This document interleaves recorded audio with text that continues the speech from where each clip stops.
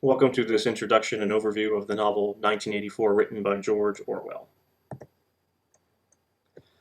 1984, which throughout the unit is going to be written numerically, although sometimes you can see the title written out fully. 1984, as mentioned here, is a darkly satirical novel by George Orwell.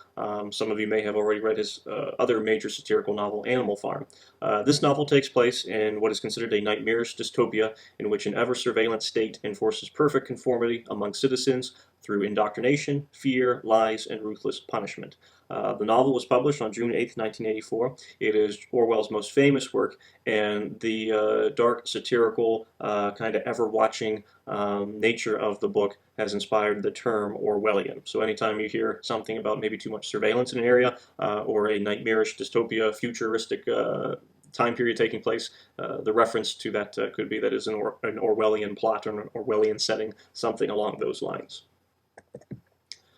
The novel introduced the concepts of the ever-present, all-seeing Big Brother, and this is a term that has been used quite frequently, especially in modern TV with Big Brother, where people are basically being watched on video cameras the whole time on the CBS show. It also introduces the notorious Room 101, the thought police who use telescreens, basically televisions that contain a surveillance camera found in almost every room of the apartments of the characters in the novel, as well as the fictional language newspeak.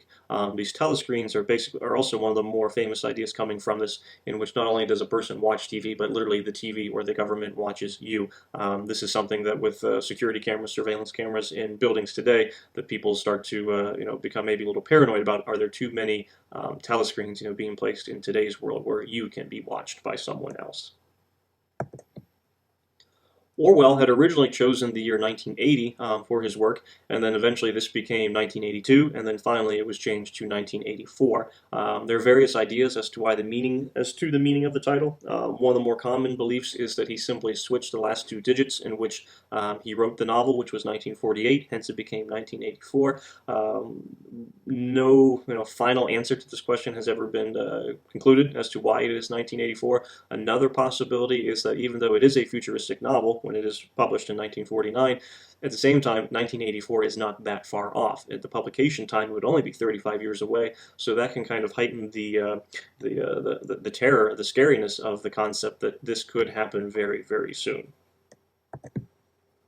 Along with Aldous Huxley's Brave New World, which is a book that we're going to be reading after this one, The World of 1984 is one of the first and most cited characterizations of a realistic dystopia to have appeared in English literature. So whereas you have a utopia where life is perfect, dystopia is going to be more of this nightmarish, futuristic place that could happen, that not necessarily likely to happen, but you could see plausible that the events that would be taking place in the dystopia in both Huxley and Orwell's novels. The world of 1984 can be described as having some striking and deliberate parallels to Stalin's Soviet Union, notably the themes of betrayed revolution, which Orwell put so famously in Animal Farm, and the subordination of individuals to the party, and the extensive and institutional use of propaganda, especially as it influenced the main character of the book, Winston Smith. And as you'll see, some of the characters in the book, or really motifs in the book, such as Big Brother, it appears meant to mimic people within the Soviet Union, such as Joseph Stalin. The Ministries of Oceania, and Oceania is the major country superpower within the novel, and it is the one in which the protagonist Winston Smith resides in, has four ministries that are housed in a huge pyramid structures displaying the three slogans of the party on their sides. You first have the Ministry of Peace, which is referred to as Mini-Pax in the Newspeak language, which concerns itself with making of war. Next, there is the Ministry of Plenty, or Mini-Plenty, and it is involved in maintaining ubiquitous poverty in Oceania. And then you have the Ministry of Truth, or Mini-True, which distributes leaflets, telescreens is in charge of, spends daytime hours and Winston, our main character, spends his daytime hours correcting historical records in Mini-True, essentially creating lies for the people to believe. And then the Ministry of Love is a gigantic windowless building devoted to the torture and brutality, the home of the thought police. It's surrounded by a maze of barbed wire and machine gun towers. So peace is actually for war, plenty, poverty, truth, lies, love is brutality. So there's definite irony that is being used here for Orwell's 1984. It's possible that these four ministries are actually a parody of the four freedoms from FDR's State of the Union speech in 1941. In that speech before Congress, President FDR outlined four freedoms. The first is the freedom of speech and expression everywhere in the world. The second is freedom of every person to worship God in his own way, everywhere in the world. The third is freedom from want, which translated into world terms means economic understanding, which will secure to every nation a healthy peacetime life for its inhabitants everywhere in the world. And the fourth is freedom from fear, which translated into world terms means a worldwide reduction of armaments to such a point and in such a thorough fashion that no nation will be in a position to commit an act of physical aggression against any neighbor anywhere in the world. So freedom of speech and expression, freedom to worship in his or her own way, freedom from want, freedom from fear. Again, you look at the ministry of peace, ministry of plenty, ministry of truth, ministry of love, and what these ministries, organizations really promote is the opposite of the title and of the truths that FDR, or the freedoms that FDR expressed in his 1941 State of the Union speech. So again, this is definitely a possible inspiration for the ministries that Orwell comes up with in his novel 1984. Orwell appears, as I have mentioned, to take in this 1941 speech and use to create by reversal the four key ministries of government for the novel. Each is focused on an object in exquisite irony, utterly antithetical to its name that the Ministry of Truth is concerned with lies, as mentioned. The Ministry of Truth as a Ministry of Lies would also be a parody of the first of the four freedoms, freedom of speech. And so this trend would continue with all of those other ministries as stated before. The Ministry of Peace concerns itself with war, wrote Orwell. A few years earlier, Roosevelt had described the fourth of his freedoms as being freedom from fear. Reality said otherwise, and so did Orwell in describing the Ministry of Peace. Ministry of Love was in reality concerned with torture. The second of the four freedoms addressed the issue of religion. God is love. Then the Ministry of Love can be interpreted as mocking that ideal as well. And then finally, Orwell describes the Ministry of Plenty as dealing with starvation. The third of Roosevelt's four freedoms addressed this issue of freedom from want. Orwell seems to have heard these words with a sarcastic mindset. The party is the main controlling form of government within 1984. Orwell creates a world in which citizens have no right to a personal life or even personal thought. Leisure and other activities are controlled through strict mores. Sexual pleasure is discouraged. Females are taught not to enjoy sex, and sex is retained only for the purpose of reproduction. The menacing figure of Big Brother has been variously interpreted to be that of Soviet leader Joseph Stalin, and you can see a depiction of Big Brother right here.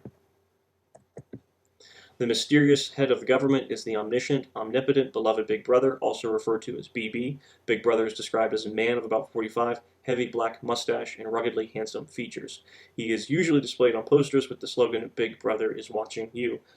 It is interesting in that at no point throughout 1984 do you ever really see who Big Brother is. There's never a final determination as to if Big Brother is a character that actually exists, or is it more of a moniker that the party has created in order to simply keep fear within its citizens? The nemesis of Big Brother is the hated Emanuel Goldstein, who was a party member who had been in league with Big Brother and the party during the Revolution. Goldstein is said to be a major part of the Brotherhood, a vast underground anti-party fellowship. And so from the party standpoint, Goldstein would be a hated person. If you were in opposition to the party, which is essentially almost impossible because you don't have the freedom of thought, Goldstein would be someone that you would support.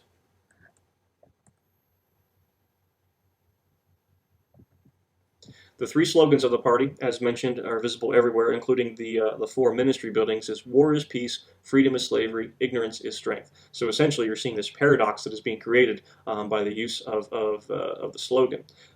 By definition, these words are antonyms, but in the world of 1984, the world is in a state of constant war, so no one is free and everyone is ignorant. So essentially, by there constantly being war, the continual life cycle exists, and so the world is at peace. With people not being able to think, ignorance ends up being strength. So through the universality of these themes, the terms become meaningless and the slogans become axiomatic. They echo the slogan, work makes freedom, from the gates of Auschwitz and other Nazi concentration camps. The slogans are obvious non sequiturs, things that do not make sense, being passed off as truth by a totalitarian power. This type of semi-conscious lie and the deliberate self-deception with which the citizens are encouraged to accept it is called doublethink. Here would be the picture from Auschwitz on the gates where work makes freedom. The world is controlled by three functionally similar authoritarian superstates engaged in perpetual war with each other. You have Oceania, Eurasia, and East Asia. In terms of the political map of the late 1940s when the book was written, Oceania covers the areas of the British Empire and Commonwealth, the United States of America, Latin America. East Asia corresponds to China, Japan, Korea, India, and Eurasia corresponds to the Soviet Union and the continental Europe. The United Kingdom's placement in Oceania rather than in Eurasia is commented upon in the book as an undisputed historical anomaly. And so here you can see a map of the superpowers. So again, Oceania is going to be more of this pink salmon color. Eurasia is this purple shade. East Asia is this green. And then you have disputed territories, which would be here in this gold. London is the novel's setting, and it's also the capital of the Oceania province of Airstrip 1, the renamed Britain and Ireland. Goldstein's book explains that the three ideologies are basically the same, but it is imperative to keep the public uninformed about that. The population is led to believe that the other two ideologies are detestable.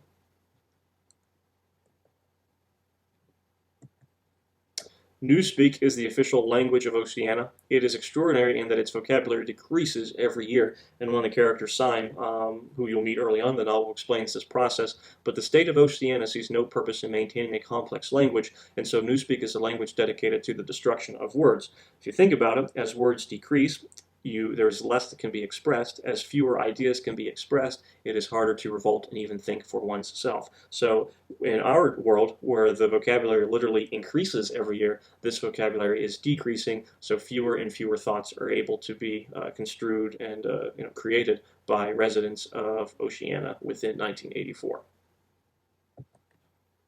The true goal of Newspeak is to take away the ability to adequately conceptualize revolution, as we just mentioned, or even dissent, by removing words that could be used to that end.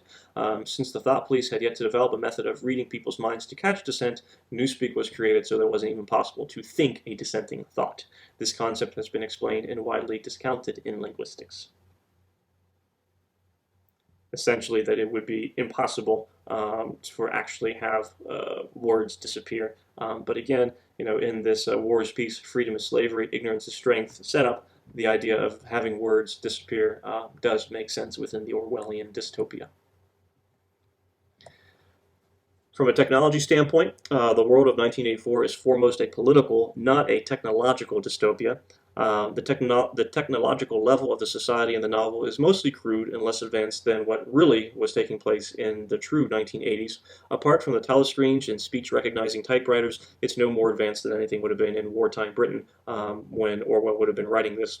Living standards are low and declining, rationing and unpalatable products. In that regard, Orwell's vision is diametrically opposed to the technological hedonism which we're going to see in Brave New World. So you have two books, first with us reading 1984, dealing with a modern dystopia, the second one, Brave New World, dealing with a modern dystopia, where they go in different directions.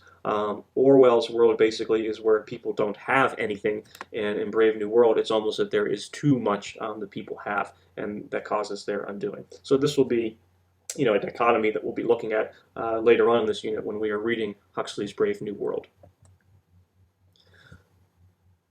None of the three blocks, the East Asia, Eurasia, Oceania, has much genuine interest in technological progress since it could destabilize their grip on power. Nuclear weapons in particular are avoided in the perpetual war since its whole point is to be indecisive. Keep in mind that the dropping of the bombs on Hiroshima and Nagasaki would have taken place prior to the publication of this work, so that was something that was a power, an ability that was created by that point. But the technologies that are employed are obsolete and perhaps deliberately wasteful, such as huge floating fortresses, which you'll read about within 1984. This stagnation is related to what is perhaps the most frightening aspect of the novel. For all of the brutality, the regimes are not going to burn themselves out in strategically significant conquests or technological arms races. The reason behind this is they have reached a stable equilibrium that could last forever. So this concept of East Asia, Eurasia, Oceania, mind control, having people living within lies and ignorance, this type of world could continually last forever. And that tends to be the most frightening aspect of it. Not the brutality that takes place, but the duration of this type of world that people could live in.